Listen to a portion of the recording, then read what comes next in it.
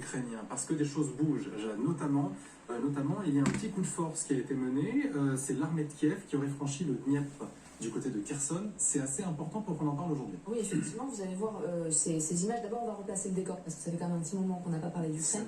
Vous avez ce Dniepr-là, c'est le fleuve qui traverse tout le pays, qui sert depuis le début du conflit de barrière un peu naturelle pour ceux qui se trouveraient d'un côté ou de l'autre. En l'occurrence, là, on parle d'une zone, on est proche de la ville de Kherson, donc au sud du pays. Vous avez 2 brigades d'infanterie ukrainiennes, donc on parle quand même de plusieurs centaines d'hommes, on ne parle pas d'un petit groupe, qui ont réussi donc à traverser le fleuve, à peu près 4 km de large, pour aller rejoindre l'autre côté russe, donc toute la partie en rose que vous avez sur la carte. Ils ont percé les premières lignes de défense et sont allés jusqu'à ces 2 villages, Pichkanivka et Poima. On est à peu près à 14, merci, je me suis entraînée. On est à peu près à 14 km de Kherson. Alors cette information, elle n'a pas été confirmée côté russe, même si les images que vous allez voir prouvent, voilà, on voit très clairement la présence de soldats ukrainiens de l'autre côté du Dniepr. En revanche, l'état-major russe confirmait hier que qu'une attaque serait en cours dans toute la région de Kherson, et précisément dans les 2 villages que je viens de vous citer, ce qui implique,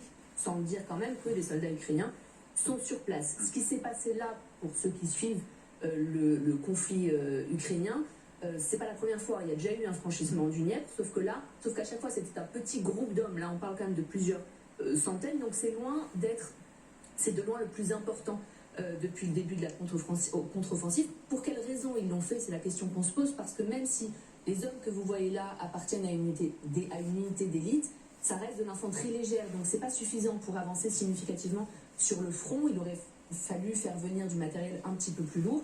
Donc le plus probable serait, selon certains experts, qu'il s'agisse en fait d'une incursion opportuniste, je cite, pour permettre aux soldats ukrainiens de grappiller un peu plus de terrain là où les défenses sont un peu moins fortes, et contrebalancer l'impression que la contre-offensive tarde à produire des effets tangibles. Autrement dit, c'est une manière en fait de rassurer la communauté occidentale qui se pose des questions sur l'avancée ukrainienne. Dans tous les cas, c'est un coup de maître, surtout que, je disais tout à l'heure une information intéressante, le climat à Kherson est beaucoup plus clément maintenant, il est beaucoup plus méditerranéen. Donc, avec l'hiver qui arrive, c'est plus intelligent de miser sur ce genre de front-là, plutôt que sur le front de Zaporizhzhia ou de l'oblast de Donetsk, qui est beaucoup plus hostile. Reste maintenant à scruter de près la réaction des Russes.